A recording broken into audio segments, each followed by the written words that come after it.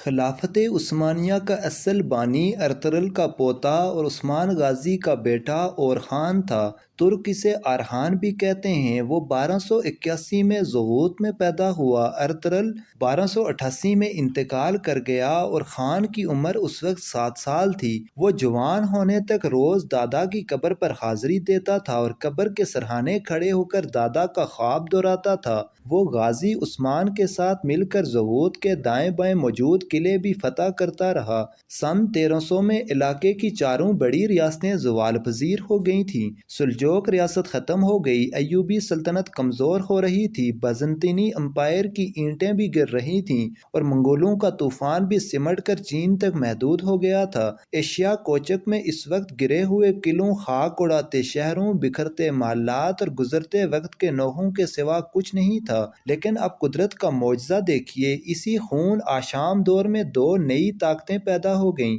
Uzbekistan میں امیر Timur نے جنم لے لیا اور ترکی میں ارطغرل کا خاندان سر اٹھانے لگا۔ امیر تیمور اور اورخان دونوں کے دور میں زیادہ فرق نہیں۔ امیر تیمور نے اورخان کے پوتے بایزید یلدرم کو 1402 میں انگورا انقرہ میں شکست دی تھی۔ یہ دونوں طاقتیں بحران میں ابھریں اور یہ دیکھتے ہی دیکھتے تاریخ بن گئیں۔ اورخان نے 1326 میں عثمان غازی کے انتقال کے بعد عنان اقتدار سنبھالی۔ عثمانی سلطنت اس وقت ضغوط سے شروع ہوتی تھی اور 100 کلومیٹر بعد بورسا پہنچ کر ختم ہو جاتی تھی، لیکن اورخان نے اس کے باوجود نہ صرف اپنا سکہ جاری کیا بلکہ اپنی ریاست کا آئین، قانون اور بیوروکریٹک سسٹم بھی بنایا۔ یہ اورخان تھا جس نے اپنے دادا ارطغرل کی داستان لکھوائی اور اس کے نام کا سکہ جاری کیا۔ یہ وہی سکہ تھا جو آگے چل کر ڈرامہ سیریز ارطغرل کا محرک بنا۔ کیسے، یہ میں آپ کو آئندہ ویڈیوز میں بتاؤں گا۔ ارطغرل خاندان نے فیصلہ کیا تھا یہ اسلامی دنیا کے ساتھ چھیڑ چھاڑ نہیں کریں گے، ان کا فوکس بازنطینی ریاست ہوگی، لہٰذا یہ صرف ان کے قلعوں پر حملہ کرتے تھے۔ اورخان نے بورسا کے بعد ازنیک، ازمیت اور کاراسی کے قلعے فتح کر لیے۔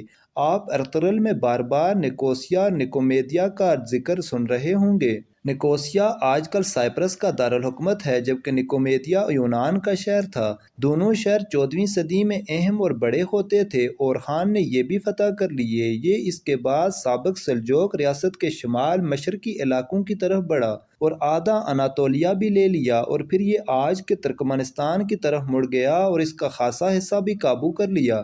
بازنطینی حکومت اس سے گھبراتی تھی، چنانچہ بازنطینی بادشاہ جان ششم نے اس کے ساتھ امن معاہدہ کیا اور اپنی صاحبزادی تھیوڈورا اسی کے عقد میں دے دی۔ اورخان نے ریاست کو مختلف صوبوں اور ضلعوں میں تقسیم کیا اور ہر ضلع دار کو مختلف رنگ کا جھنڈا دے دیا۔ ان جھنڈوں کی وجہ سے اس کے ضلع سنجاق کہلاتے تھے۔ اس نے ضلع داروں کو اپنی فوج بنانے، علاقے فتح کرنے اور ٹیکس جمع کرنے کا اختیار بھی دے دیا تھا۔ اس حکمت عملی کی وجہ سے اس کی فوج بھی مضبوط ہو گئی اور عوام بھی خوشحال ہو گئے۔ اس نے بے شمار مسجدیں، مدرسے اور کاروانے سرائے بنوائے اور وہ ایشیا کوچک کا پہلا حکمران تھا جس نے بورسا میں یونیورسٹی بنائی تھی۔ اورخان کے بعد اس کا بیٹا مراد اول سلطان بنا اور اس نے سلطنت عثمانیہ کو حقیقتاً سلطنت عثمانیہ بنا دیا۔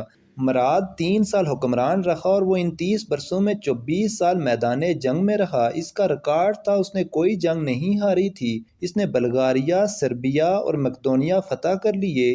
اس کی آخری جنگ کوسو میں ہوئی تھی اور پورے یورپ کی فوجیں اکٹھی ہو کر اس کے مقابلے کے لیے میدان میں اتری تھیں، لیکن اس نے اس مشترکہ فوج کو بھی ہاک چٹوا دی۔ وہ 1389 میں کوسو کی جنگ کے دوران زخمی ہو کر انتقال کر گیا۔ مراد اول کے مرنے کی خبر پھیلی تو پورے یورپ میں جشن منایا گیا اور تمام کلیساؤں کی گھنٹیاں بجائی گئیں۔ مراد اول نے عثمانی سلطنت کے رقبے میں 5 گنا اضافہ کیا، لیکن آپ یہ جان کر حیران ہوں گے 4 نسلوں کی فتوحات کے باوجود مراد اول کے انتقال تک سلطنت عثمانیہ صرف 20,000 مربع کلومیٹر پر محیط تھی اور یہ رقبہ آج کی راولپنڈی ڈویژن سے بھی کم تھا۔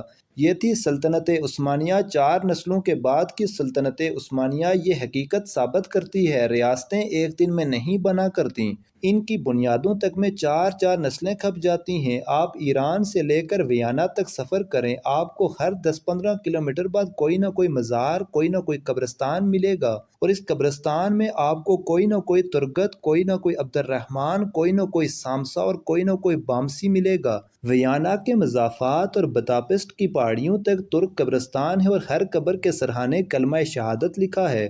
ریاستوں کو ریاست بنانے میں نسلوں کا لہو اور ہڈیاں خرچ ہوتی ہیں اور پھر کہیں جا کر ریاستیں سر اٹھاتی ہیں، پھر کہیں جا کر ان کے جھنڈے اقوام عالم کے درمیان لہراتے ہیں۔ خلافت عثمانیہ کی رگوں میں بھی ارطغرل کی 18 نسلوں اور 36 سلطانوں کا لہو شامل ہوا، اور پھر کہیں جا کر ارطغرل آج کی نسل تک پہنچا، پھر کہیں جا کر دنیا نے تسلیم کیا ترک صرف ترک ہوتے ہیں۔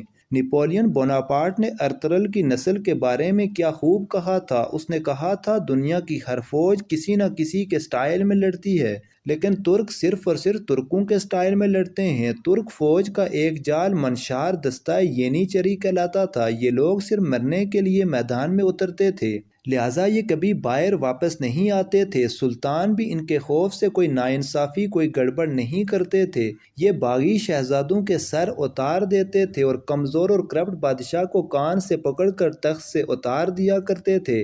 آپ قدرت کا انعام دیکھیے، ارطغرل کے پاس خیمہ لگانے اور گھوڑا باندھنے کی جگہ نہیں تھی، لیکن پھر اس کی نسل میں ایک ایسا وقت آیا جب تینوں براعظموں پر ان کی حکومت تھی۔ ان کا جھنڈا چین اور روس کی سرحد سے لے کر ویانا اور ایران، عراق، سعودی عرب اور شام سے ہوتا ہوا مصر تک جاتا تھا۔ ارطغرل کی نسل کے ایک بادشاہ سلیمان دی گریٹ کی سلطنت 20 لاکھ مربع میل تک پھیلی ہوئی تھی۔ یہ ہوتا ہے اللہ کا دین، اسے کہتے ہیں۔ اللہ جب رحم کرنے پر آتا ہے تو پھر یہ چرواہوں کی نسلوں کو قوموں کا تاج بنا دیتا ہے۔ یہ پھر عروج کو بھی اتنا عروج دیتا ہے کہ عروج کو بھی پسینہ آ جاتا ہے۔ واہ پروردگار، تیرے بھی کیا کہنے ہیں۔ مزید اچھی ویڈیوز دیکھنے کے لیے چینل کو سبسکرائب کریں۔ جزاک اللہ۔